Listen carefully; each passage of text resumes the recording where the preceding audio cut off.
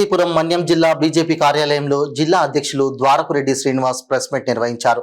ఈ సందర్భంగా ఆయన మాట్లాడుతూ ఎన్డీఏ కూటమికి ప్రజలు చూపించిన ఆదరాభిమానాలకు ప్రతి ఒక్కరికి కృతజ్ఞతలు తెలిపారు.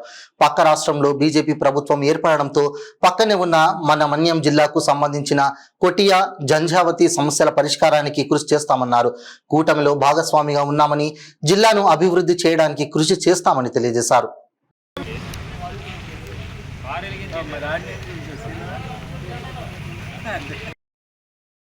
ప్రధానమంత్రిగా కూటమి నేతలు ఈవేళ ఎన్నుకోబోతున్నారు.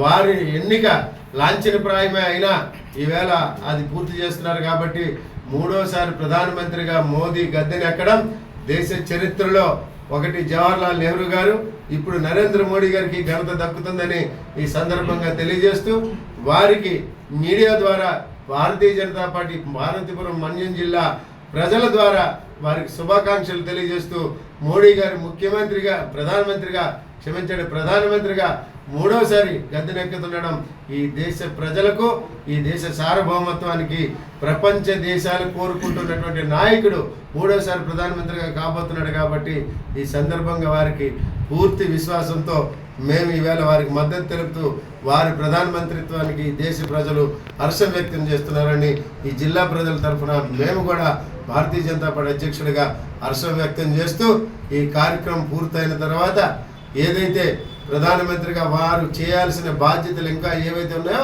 వాటిని నెరవేర్చే విధంగా దేవుడు వారికి ఆశీస్సులు కలిగించాలని. భారత్ మాతాకి జై.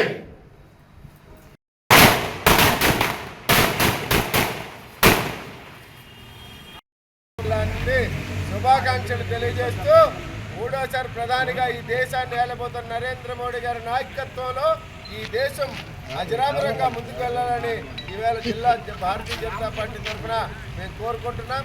అలాగే పార్వతీపురం మన్యం జిల్లా ప్రజల తరఫున కూడా మోడీ గారికి శుభాకాంక్షలు తెలియజేస్తూ నరేంద్ర మోడీ గారి నాయకత్వం